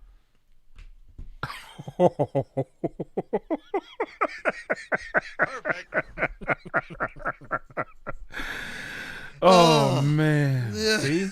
That's what happens when you live in Potomac and you go to Bullis and then you shaft the Maryland Terrapins. I thought he wasn't good though. We would have been bad here, right? Excuse me, sir. I thought he would have been bad. Remember, he was bad in college. That's what people say. I mean, I'm not saying like Maryland would have got a national championship with him being here. That wasn't gonna happen. But you literally shaft Maryland because actually Maryland's current coach left, or he was put as head coach. No, he wasn't head coach yet. Loxley just got here. Loxley was there after Haskins was in the league. No, when Haskins was being recruited, Loxley was here. He wasn't head coach. You're right. He was an assistant. He was assistant, and then he was interim, and then they didn't keep it going. And then he decided to shaft Maryland and go to Ohio State. But looks like guess Moco ain't as hood as they thought they were, huh? Just saying. Yeah. You are funny. Yeah. I kind of want to know where his wife from now. It's you know the same. Isn't it the same woman that he was with the birthday party that got? Remember the birthday party at the club that was? Wasn't wearing a mask. It probably was, but I'm wondering where she's from though. Oh, I don't know. know What I'm saying? Yeah, that's what I'm saying. I don't know where she's like from. she obviously ain't from Potomac. She might be. Yeah, that's true. I mean, remember, we got the Real Housewives of Potomac right now. Oh, come on. She might be a daughter of one of those. Oh Lord. I mean, Eddie George's right. George's wife or ex-wife is on there. Yeah, that's true. His son went to DeMatha. Eddie George's son. Eddie George's son. But yeah. So who's your chump? Eddie Jordan was the best. No, not Eddie Jordan. No, Eddie George. Oh, you're talking about Eddie George. Yeah, not Eddie Jordan. Eddie Light Jordan's skinned wife is light skinned dude. Yeah, his wife or ex-wife is on Real Housewives. Who cares? Boo. Of Potomac. I mean, we're talking about Potomac. It's Potomac. We still talking about Potomac, so we're ready now. Yep. Who's your chump, yo? Who's your chump? Oh yeah, my chump of the. Oh, jeez. See, look at you. What's going on? Playing in the background. I was trying to find out where his Dwayne Haskins' wife. Man, we should be able to Google this. You don't need a video for that. My chump of the week goes to Stephen A. Smith. Because you're a chump. It was everything that we mentioned a little bit earlier, so there ain't no point trying to go through any more information about that. Let's now get into our sports-free zone where we take a break from sports to talk about what's happening in the world. There is civil unrest in Cuba. There's been protesting among the citizens of Cuba, and I actually had a very good story. But now I can't seem to find the story that was explaining what's happening in Cuba. Cuba citizens are upset with the government for basically stripping them of the little bit of civil liberties that they had. It says, according to CNN's report, the demonstrations in Cuba, along with the recent presidential assassination in Haiti, has forced the Biden. Sorry, I was reading the wrong paragraph.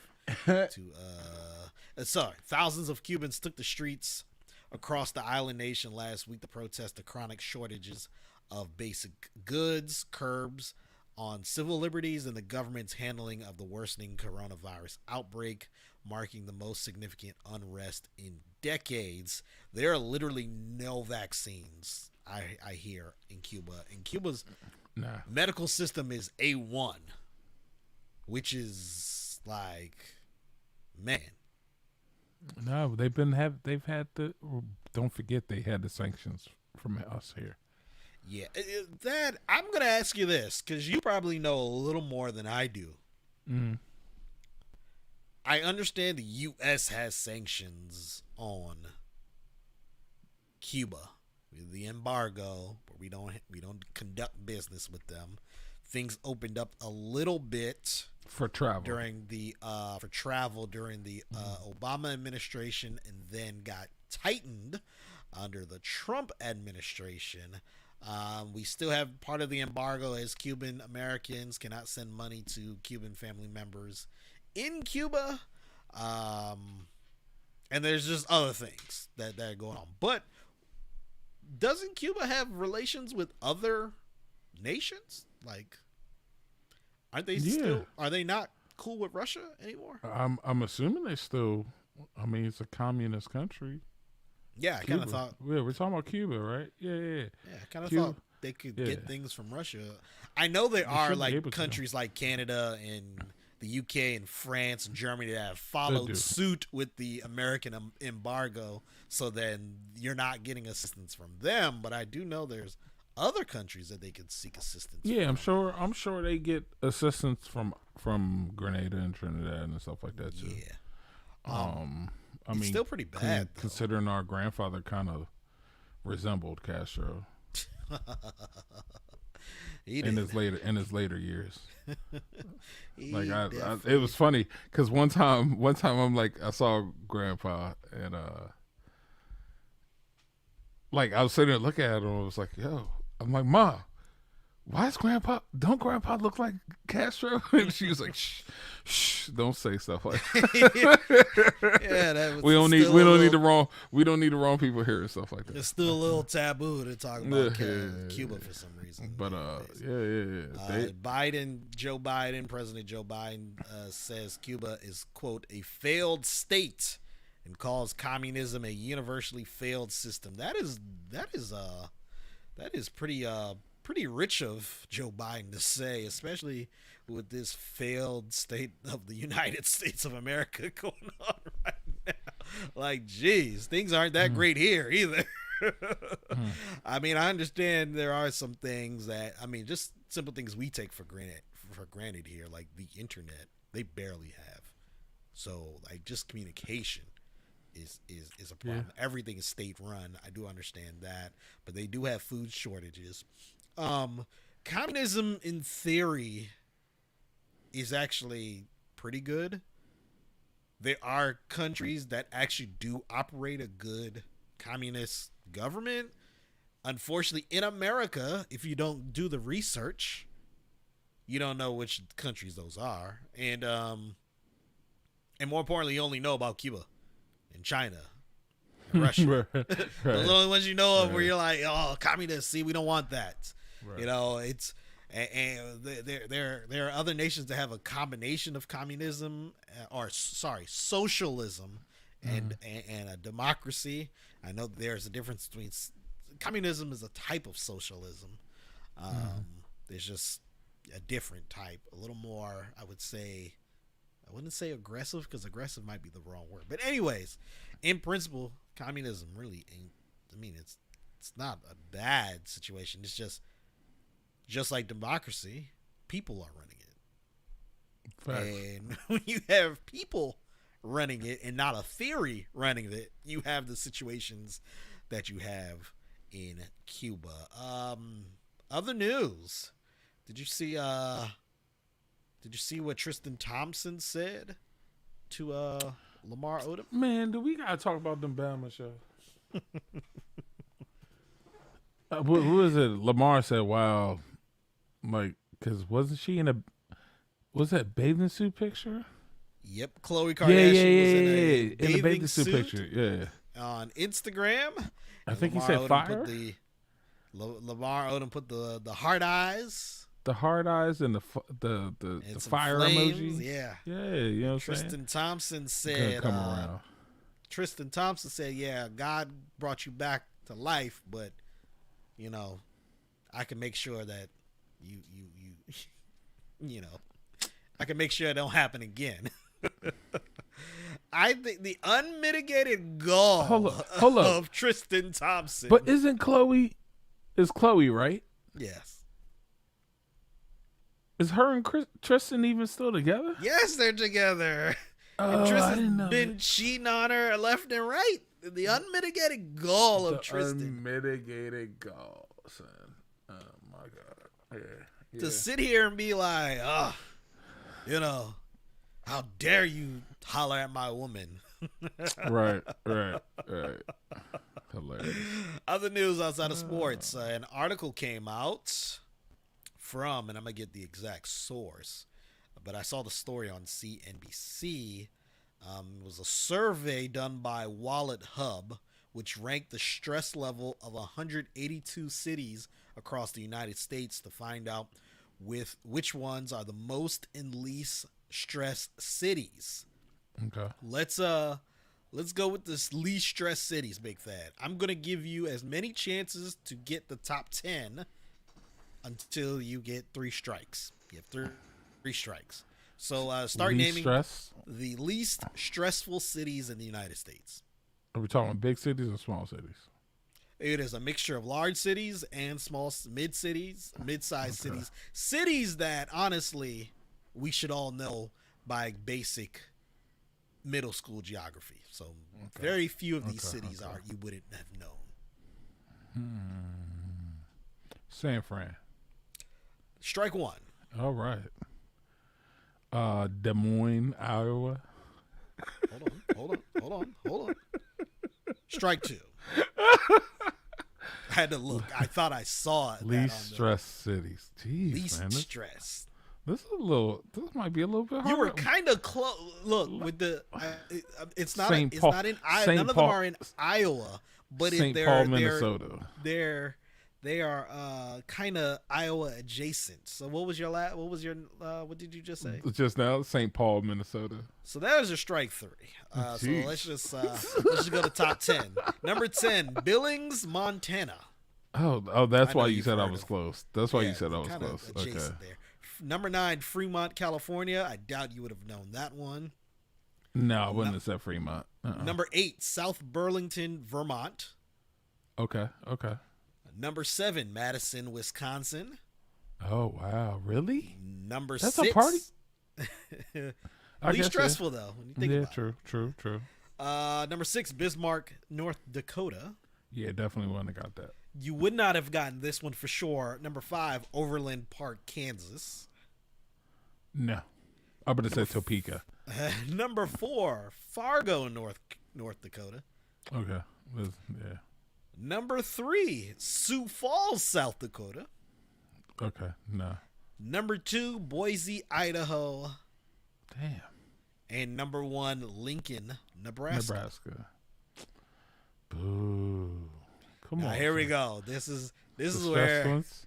this The stress is ones we where should get this all is where of we them. get the real stuff, the real shenanigans happening. It's an evil world we live in. Well, I want to do hood rat stuff with my I'm friend. going to just say it right now. New York. This is top 10 stressful cities. I will give you 3 chances, Big Thad. Okay. Washington, D.C. Strike 1. Stop playing. Are you Not serious? in the top 10. Not in the top 10. Jesus. New York. Strike 2. That would be Manhattan. New York.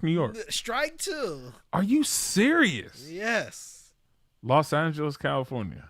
Strike 3. Didn't get any of those. How? Number 10. Are you Jackson, Mississippi. Who is writing? The dude? Think about it. Who's writing Jackson, these Mississippi.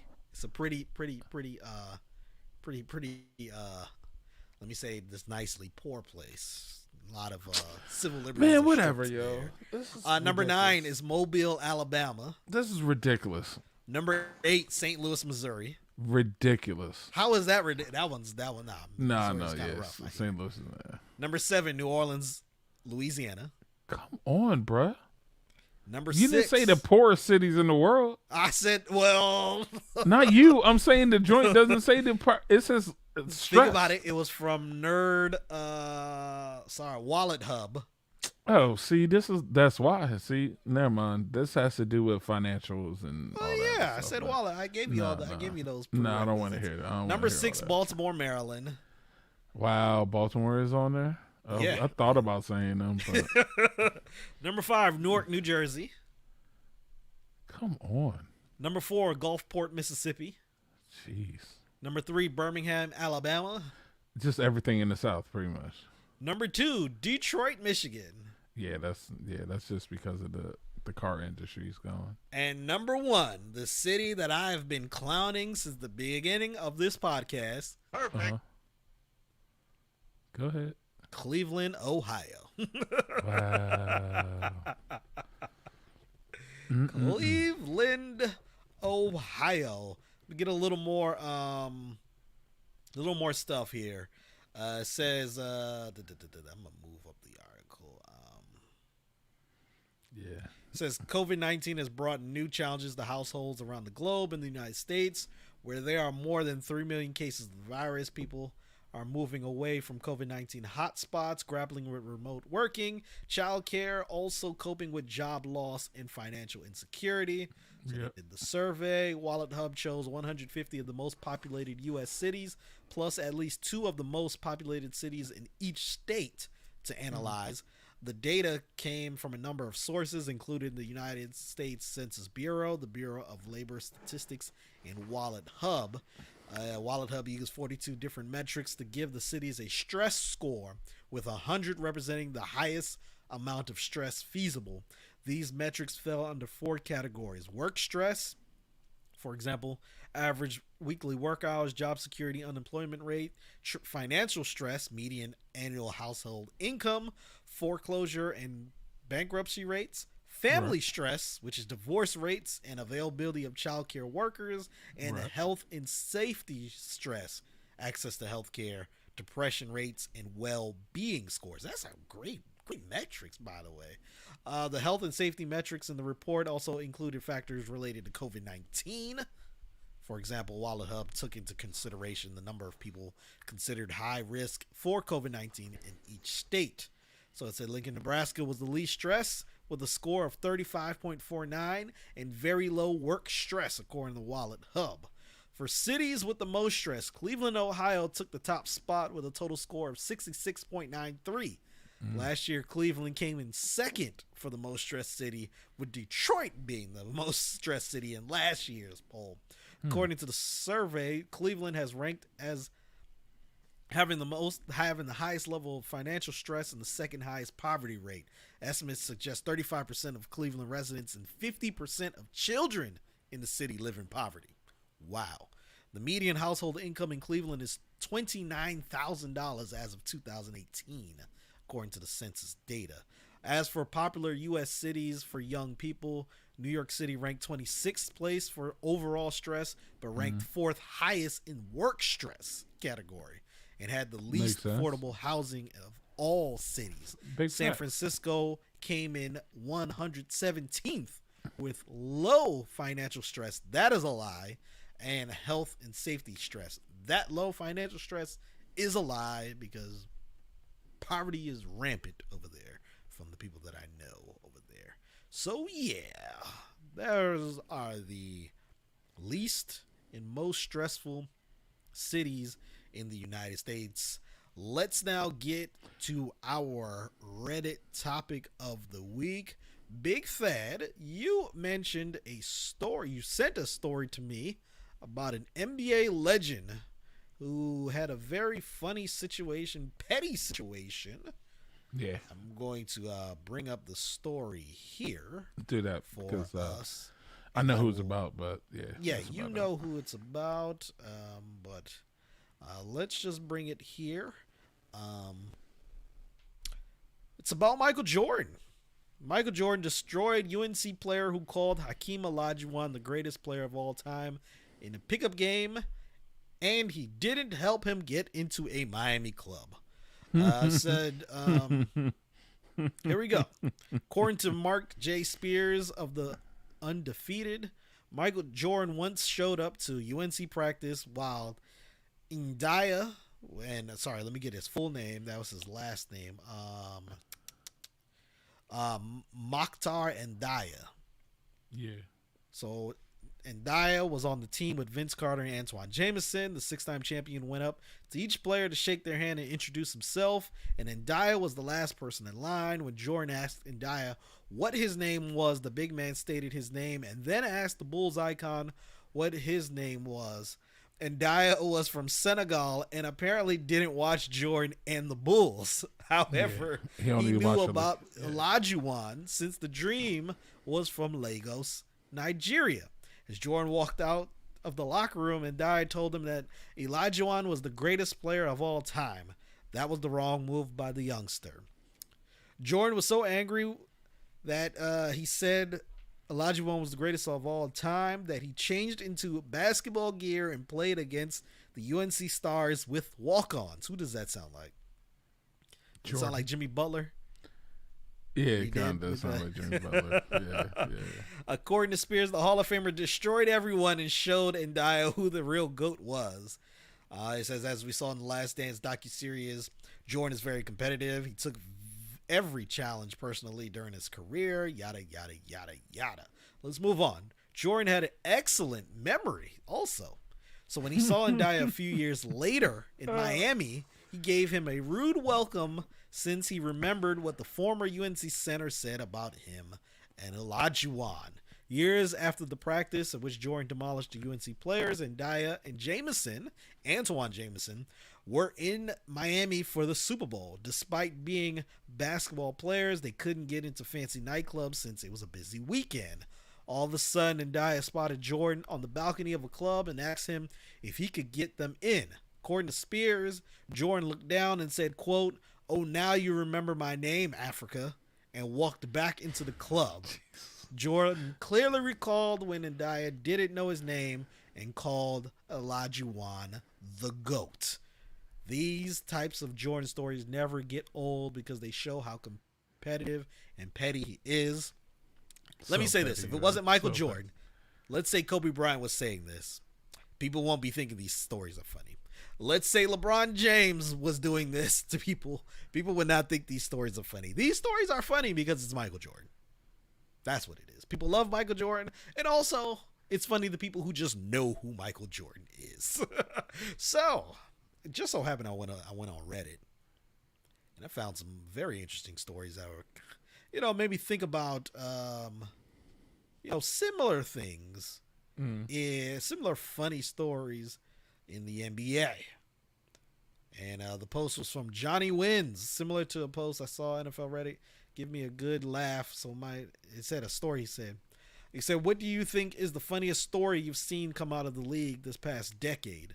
Personally, I have to give it to J.R. Smith throwing soup. Do you remember that situation? Yeah, I think he threw soup at a coach. And then he also mentioned DeAndre Jordan and the whole fiasco with the Dallas Mavericks.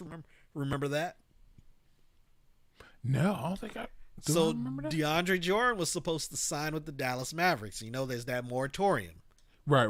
Yeah. So okay. he committed to signing to the Dallas Mavericks. DeAndre Jordan has a home in Texas because he's from Texas. Chris Paul and Blake Griffin and Doc Rivers, they went to DeAndre Jordan's house in Texas, went in his house, and according to reports, basically held him hostage in his own home to convince him to return to the Clippers, which he ultimately did. Funny story that Chronic 2000 said. Chris Paul leading the Rockets through the secret tunnel. Do you remember that? Yes. Hilarious. And then Blake Griffin basically being scared about, according to reports, about the whole situation, how the Rockets were coming into the locker room. And then it happened. It was a TNT game. So of course Inside the NBA is on after, and then it broke during that show that police had to be called to Staples Center because of a potential altercation in the locker room. And it said how they had to get police involved and how there was a threat and how players are coming in through secret tunnels in the locker room. And Shaq and Kenny and Charles are dying laughing because they were like, they need a police presence. Like, what? Right. Like, and they basically was like, yo, this NBA is soft right now. They were like, we would have handled this situation. That's like the KD bodyguard situation on the court. Here's PJ. one. Go ahead. No, I was gonna say that's like the KD bodyguard joint with PJ, with his incident with PJ. Oh yeah, that happened this year. I forgot about that. For those that don't know, when PJ Tucker and Kevin Durant got into a verbal altercation on the floor, Kevin Durant's personal bodyguard stepped in and not the team security and referees. So KD's personal bodyguard was banned for the remainder of that series, which ultimately the Nets lost. Here's another one from someone on Reddit. The owner of the Suns, Sarver, bringing goats into the Suns front office as a metaphor, and the goats taking a shit all over the place. Hilarious. I do remember that. Do you remember of course you remember, but the Kevin Durant burner accounts? Right. Facts. And then remember this. Remember Jerry Colangelo's son had burner accounts? Yeah. Got himself into situation. Here's another one with social media that I remember.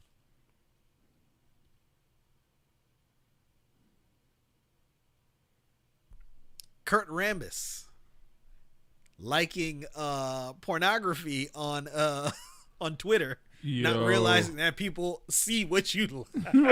It was like softcore pornography or just like women like super thick, Instagram models. But oh hey, that was another one. Yeah, I be seeing some wild stuff on Twitter. I ain't gonna lie. Like, and it's all because of friends liking stuff. I'm like, yo, what is this? Oh, all right.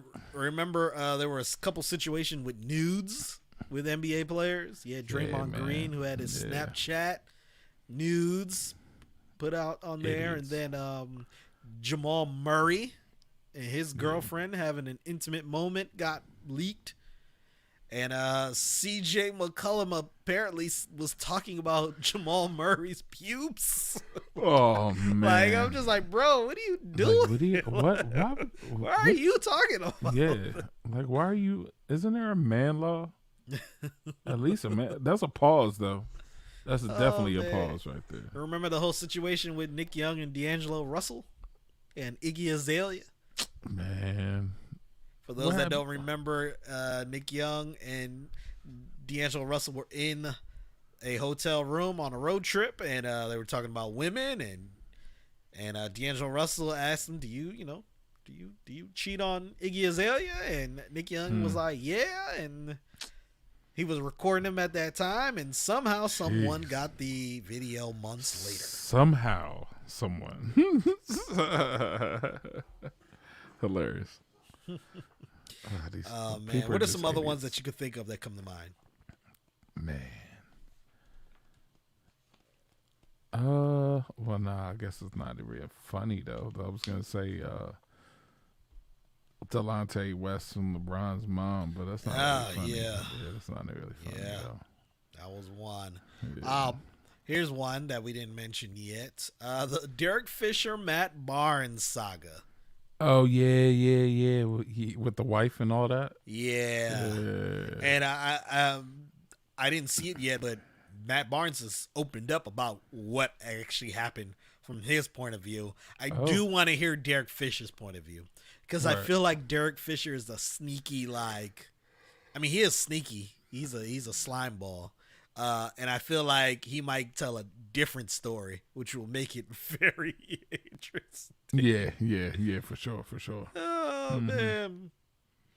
Anything else that you could think of before we could get out of this segment? Nah, I can't think of anything else right now. Yeah, I can't think of that right now. Yeah, I know it wasn't in the last decade, but the whole Gilbert Arenas situation with the Wizards, Javaris Crittenton, and then finding out a couple years later how Javaris Crittenton murdered a woman. Yeah. What about the what is his name? Wasn't he a Wizards player and he had a gun outside of the White House? He used to play for Maryland. Lonnie Baxter. Yeah, that Lonnie Baxter. Do you know where Lonnie Baxter is? No. Is it in? I heard he's in like Boston or something like that. Where he's from? Or up until last year, he was working at a dealership here in Maryland. Oh, here? Ford dealership. Another one off of Annapolis Road, 450. Right before you stop playing, bro. Stop playing. 450 in the Beltway. You get right before you go over the overpass to go up further. The joint on the left. Yeah. He was working there a couple years ago, like before the pandemic, because I follow him on. I thought he was in Boston or wherever he's from, Massachusetts somewhere. I follow him on Instagram. I'm gonna see if I can bring up his Instagram page. And I kind of saw it by accident too. That was the funny thing. I don't follow him actually. I thought I did, but anyways, I just found his page, and geez, he got a lot of inspirational quotes on here. He's been posting because I've been scrolling. I just got to February. He's been posting a lot. But yeah, he was working at that dealership, selling cars. Okay. Yeah. I mean, nothing. When I say that, nothing's wrong with selling cars, especially when you're Lonnie Baxter. He probably sells a lot being Lonnie Baxter. So yeah. I mean, that's if people remember.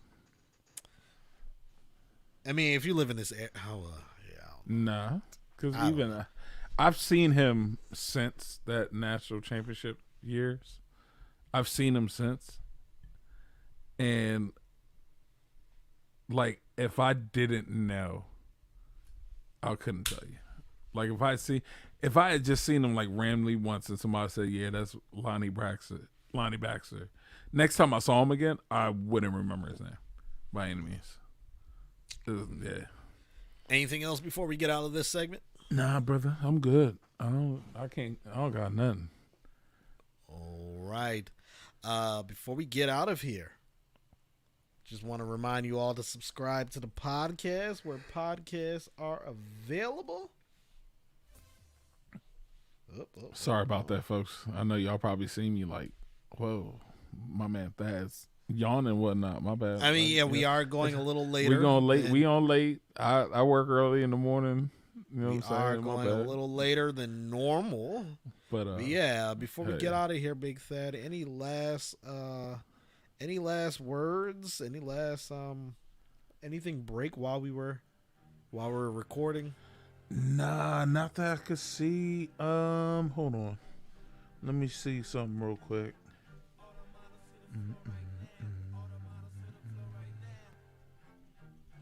Yeah, I haven't seen anything break. Nah, nothing broke. Oh, besides the Yankees testing positive. Oh yeah, there's quite a few of them I heard. Yeah. Or slight outbreak. Second time for the Yankees. Yeah. This year. Jeez, man. Shout out to OSS 980. Shout out to Soggy Nachos, Shut Your Face, Curls and Sports, Karita Parks, Grady Diaz. Also, Guys Unpacked Podcast, 4th and 13 Podcast. I just started listening to another one. Let me get the name of it. Jeez. Pint Glass Podcast. Also, jeez, I just subscribed, so don't kill me. Oh, the Profanity Nation. It's mostly a Laker based podcast. The one Pint Glass Football Podcast. Also, the Riding the Bus podcast, the baseball podcast. Two guys who played minor league baseball, so check them out. Okay. Shout out to all of our faithful listeners and viewers. Anything else before we get out of here, Big Thad? Hopefully, good luck to Grenada playing Qatar on Saturday. We're gonna wash them. You know what I'm saying? So good luck to wash them. Good luck to them. Good luck. Perfect. Hold on. Who they playing? Qatar. Oh. Yeah. So they're not in the Gold Cup? CONCACAF. Yeah, no, it's a Gold Cup match because Qatar plays here. Why are they playing? I don't know why Qatar plays. I want to say, like they in the Middle East. But, if my geography serves me right, Suriname's in it. Yep. U.S. U.S. is playing right now, correct? Yeah, it's halftime right now. It's 2-0 USA over Martinique. Yeah. There are no Canada. excuses for them, I guess. Yeah, you're right. There's no rain on the field, no water on the field. Right. Where are they playing? Are they playing in the U.S.? Let's see. I assume. I don't think they're going to Suriname to play. No shade to Suriname. Right.